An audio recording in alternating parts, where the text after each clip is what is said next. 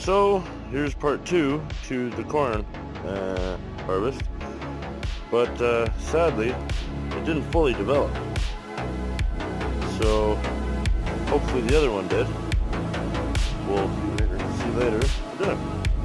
Now our beans over here, didn't think that actually we were going to get any to begin with, but we actually have a bunch of yellow ones and a bunch of green ones that are ready.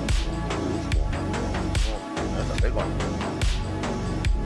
Yep, we're going to have a feast tonight. Nice. There's a bunch more.